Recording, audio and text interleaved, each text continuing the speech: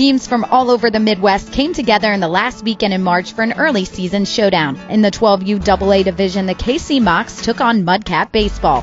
Late in the game, the Mocs turn on their offense, send in a deep shot to center for the stand-up triple, putting the runner in scoring position. With the game close to ending, this single gets mishandled, giving the runner from third a chance to score.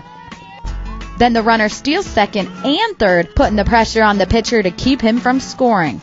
After walking the bases loaded, the Mocs need just one more run for the run rule, and it comes on the walk-off hit batsman. Not the most exciting of finishes, but the hard work from the off-season pays off, and the Mocs took home their championship rings. It feels really good. First tournament of the season started off in a good way. We rallied on one of the innings and got some good hits, and pretty cool having a ring, not just a normal medal. Now let's get you straight to more action in the 13U AA Championship with this single from Snipers Baseball. KC Legends pitcher Cameron Christie looks to keep the runner close, sees the runner's lead is a little too big, and catches him looking. Then the diving catch by the first baseman ends the inning. Bottom half of the inning, and the Legends get some speed on the bases with this bloop single that drops over the second baseman's head. After that, the runner safely steals second, sliding in ahead of the tag. After walking the batter, this single to short gets away from him, and the error throw lets the runner from second trot home for the run. In the past, mid-season is usually when we kind of hit our stride. So I'm expecting big things out of these guys this year. We've always started slow and kind of built as the season went on, and we've started strong. We've made a few changes with our team this year, and for the better. So for the future, it looks good for us. I think we're in 6 or 7 year olds tournaments this year, so I see us competing and getting deep in the tournaments in most of them. One of the more exciting matchups came between the BTL Hornets and the Slammers for the 11U AA Championship.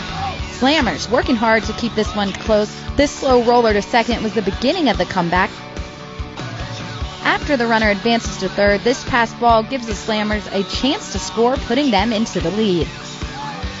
Then the great diving catch by Dylan McIntyre gave the Slammers their first championship of the season. Coach, how do you build your team to perform in USSSA events? These young men come from 6 different Little League teams, and we identified them through our local leagues, brought them together, and been practicing for the last few weeks and came down here to play some ball. Every game we've played since has just gotten better and better and better. Empire came up here, and he's going to record 1 error on this team the whole game. So I'm pretty proud of him. We're a great team. We work together great, and I believe we can get another one. With some of the younger and lower divisions done for the day, it was time for the older boys to hit the diamond. Early on in this game, the Black Sox get a huge opposite way hit, rolling all the way to the fence. The runners speed around the bases to slide into third just before the ball gets there. Then this single just fair down the third baseline is good enough to let the runner trot home. Then after the runner steals second, the error by the shortstop allows the runner from second to head home, giving the Black Sox a comfortable lead to work with. But the Sox would not relent, getting hit after hit, putting stress on the sticks the whole game, and ending it on this double play grounder to short. The best coaches know it's not just about your season, but it's how you prepare each season as well. They put hard work in over the winter, and as a result, we got off to a pretty good start. Pitching looked great this weekend. Our bats were solid, and as a result, we came up with the victory. It's important for us to get out early, at least I think so, to get out early and put the boys to work. That sets us up for a good mid-year and finish to the season. Well, it's the first ring that I've ever gotten, so I thought that was really cool, and it was a great competition, and look forward to it next year. Complete game spoilers with this deep double as they took on the Storm Chasers Black for the 14U AAA Championship.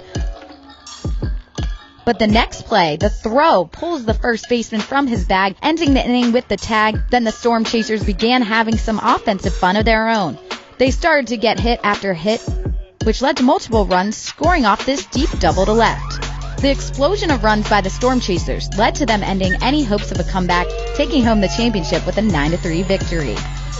Well, this is our first tournament of the year. Wasn't really knowing what to expect this year, but the boys came out, really put the bats on the ball and pitched well, played solid defense. So we're looking forward to maintaining that throughout the season. The talent down here in Kansas City is very good. We came down from Omaha to get some games in, play some quality teams, and it was a great tournament. We feel very good. I mean, it's our first tournament of the year, and we have a lot of confidence going for the rest of the year now. We're a really new team, and it feels good to bond with your team and get to know each other. In the last game of the day, the Mustangs took on the Topeka Powerhouse Baseball for the 14U AA Championship. Early on in this game, the Mustangs trying to put on some runs. The runner is safe after the second baseman couldn't get the throw off in time. Powerhouse was ready for the steal as the catcher makes a perfect throw in time for the out at second. Both teams refused to give up, battling each inning, putting runners on base, then wiping them away. The Mustangs and Topeka Powerhouse battled back and forth throughout the game until this series of events. After a leadoff single, the runner is advanced to scoring position with this single down the third baseline. With the 6-6 tie, the Mustangs send this shot to the gap between short and third.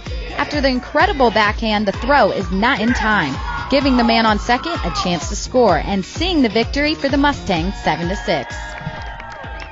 I think just in the dugout, we're always excited, talking, and we're not getting down on each other. So I think that helped us win. I think it's cool when you switch it up. Gold ring's pretty cool. You can show your friends, wear it at school and all that. First tournament we played this year, we didn't even play any in the fall.